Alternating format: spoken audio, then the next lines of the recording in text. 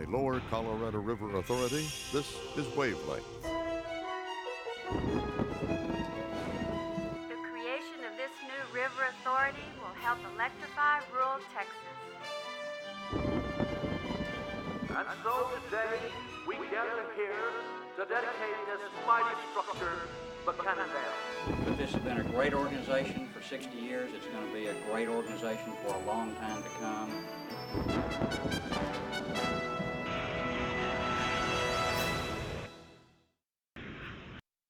Hi everyone, welcome to the September 2004 edition of Wavelength.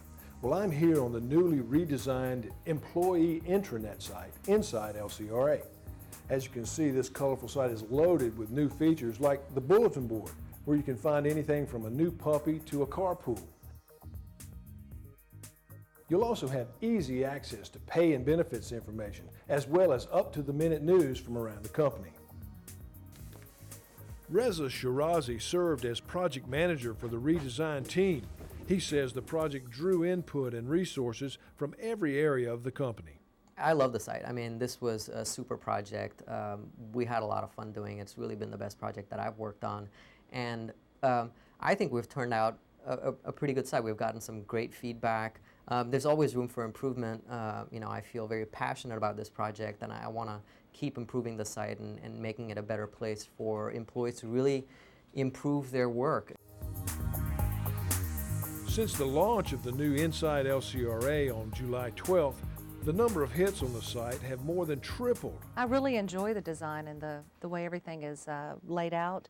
It's very easy to find, it's very logical, it has a lot of good information, it's not overkill, and it's organized in a very methodical way, so it's easy to find information, and the search actually works.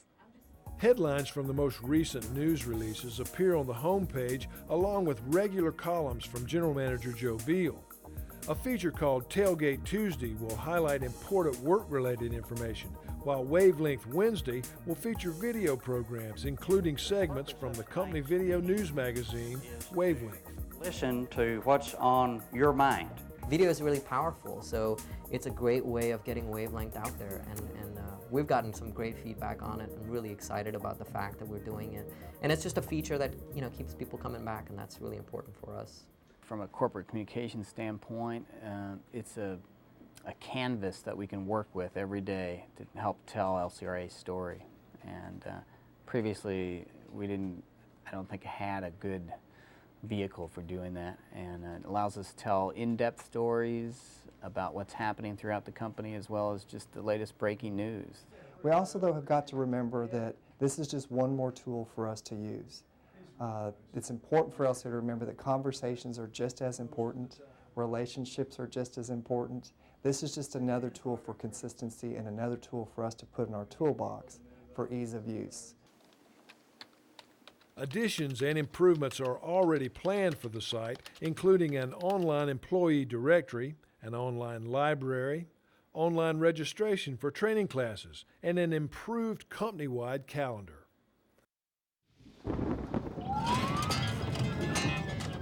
When someone has a heart attack or suffers electrical shock and their heart stops beating, seconds count. Each year, over 350,000 Americans die from sudden cardiac arrest.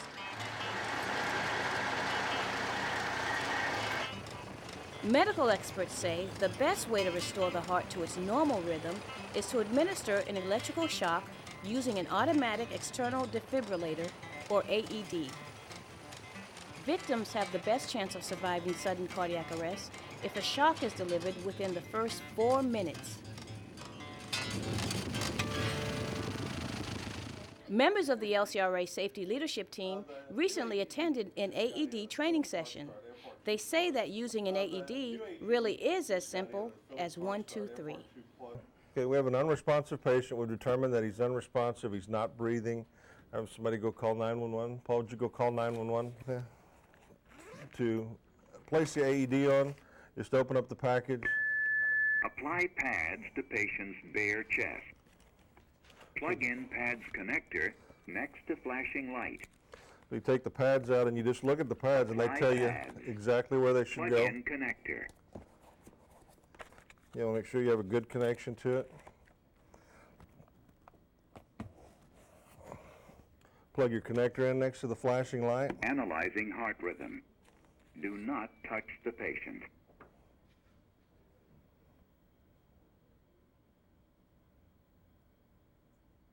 Shock advised. Charging. Stay clear of patient. Deliver shock now. Yeah, I'm clear, you're clear, everybody's clear. Shock the patient. delivered.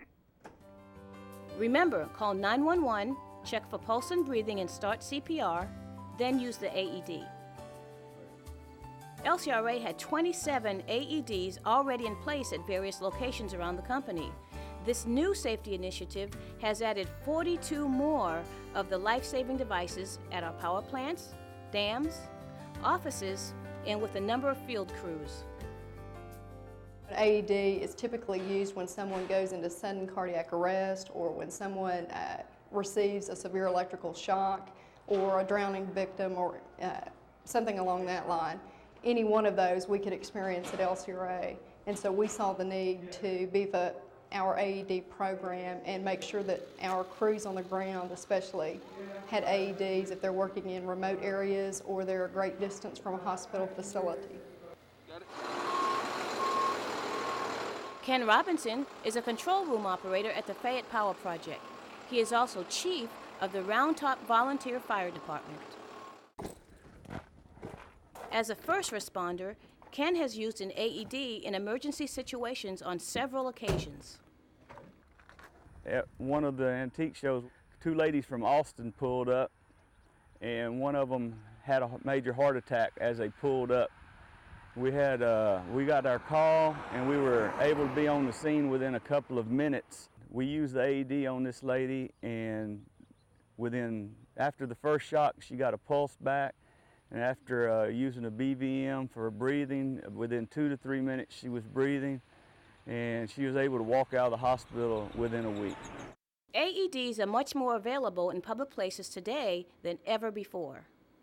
With the passage of the AED legislation and the Good Samaritan Act, there's more and more emphasis on not only companies providing AEDs internally for their staff, people trained in first aid, they're also reaching out to public access, and you'll see them in airports and other commercial locations.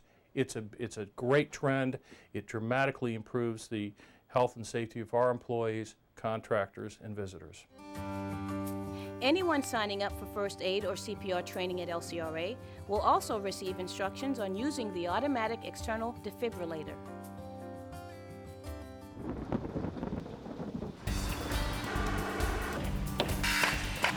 Central Texas landscape is rapidly changing. The population of the 5 capital area counties is expected to increase by 700,000 people in the next 10 years. LCRA's traditional service area, which has been typically rural in nature, is becoming more and more urbanized. As LCRA continues to provide cost-effective, reliable water and electric utility services to the region, the potential for controversy and conflict increases dramatically. Any questions? Some 450 managers and supervisors from all across the company gathered recently in Creedmoor to hear General Manager Joe Beal and the senior management team address many current issues at LCRA, including how we interact with this growing group of people we serve. What I'm saying to you is that in many of the things that we do today, whether it's routing transmission lines or tree trimming in existing transmission lines, or building sewer lines, or building sewage treatment plants that stink, or building water lines in area where growth will occur, that we're going to have some negative impacts on some people because of that. But that's okay so long as we have followed a process. To help deal with projects that directly affect the public, LCRA has created an issues management team to improve understanding and communications about these hot topics, both inside and outside the company. Bottom line is we can't operate in a vacuum. We can't assume that the project that we're working on does not have ramifications externally. We need to track those, we need to be prepared, we need to be proactive if possible, and if we need to be reactive, that's okay. We just need to know that. We need to respond by planning, by embracing public communications, making sure that we listen to the public that we serve. Use all the resources of LCRA, the external affairs team, the communicators, and make sure that in every activity that we plan, every capital project, every operation, we make sure we're listening to the folks that we're trying to serve.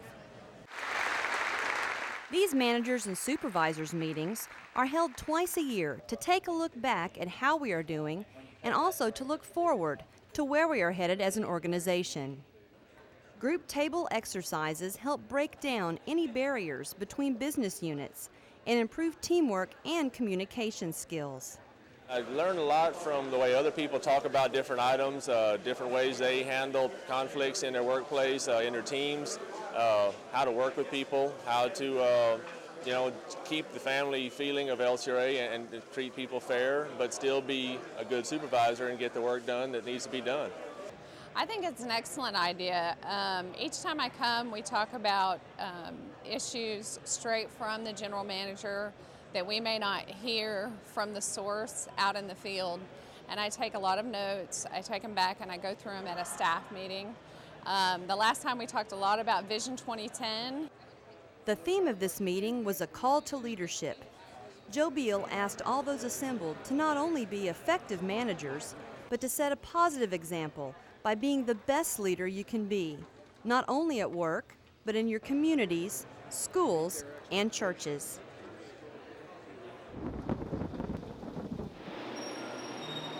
Bright sunny days and crystal clear waters seem to be a perfect combination for enjoying the summer here on Lake Bastrop. But below the surface, conditions are also perfect to stimulate rapid growth of this non-native aquatic plant called hydrilla. A survey by LCRA scientists in late July found hydrilla covering some 256 acres, or about 28% of the lake's surface. The thick mats of hydrilla can cover entire coves, making boating and swimming impossible. LCRA has been using this mechanical harvester on Lake Bastrop this spring and summer to try to keep up with the spread of hydrilla. But the weed is threatening to clog the water intake channel here at Sim Gideon Power Plant and Lost Pines 1 Power Project just next door. When the hydrilla is at its worst, the hydrilla will actually come in and just block from the water surface all the way to the bottom, and these things are about 18 feet deep. It will actually block off the trash screens to the point to where the water just simply cannot enter into the intake structure as fast as it should. LCRA decided to use the EPA-approved aquatic herbicide, Sonar, on about 50 acres of hydrilla near the intake channel.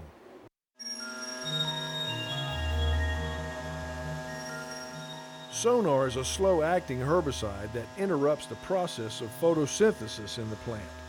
Treating the hydrilla is not going to affect the fish community in Lake Bastrop. That's one of the reasons why we chose Sonar. There are no restrictions associated with its use. People can swim in the lake, you can still fish, you can eat the fish that you catch. But there's still folks that would wish we wouldn't use the herbicide, but in order to protect our interest at the power plant, we deemed it necessary to reduce the amount of vegetation, at least in these two coves, adjacent to the intake. Most aquatic plants, native aquatic plants, are actually beneficial. They produce oxygen, cut down on erosion, filter out sediments, use up nutrients, so there are benefits to aquatic vegetation. Hydrilla, on the other hand, though, is just, its growth pattern makes it noxious, nuisance in variety. It grows up like a mushroom. Roots are in the mud, grows up on a stem, and then when it gets within 2 to 3 feet of the surface, it forms a very dense canopy. Some of this weighed out, it's about 14 tons of vegetation to the acre. This effort to control hydrilla in Lake Bastrop involved all LCRA business units and included public input from various stakeholders such as Texas Parks and Wildlife Department, fishing groups, and recreational lake users. The effects of this Sonar application will begin to show in the treated areas in about 2 weeks.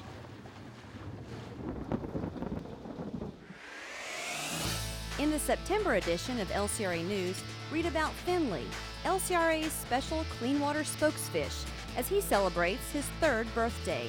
Also, read how LCRA's Copying and Print Center can help do the big print jobs cheaper and faster. Those stories and much more in the September LCRA News. Well, that's it for this edition of Wavelength. We'll look forward to seeing you again next time.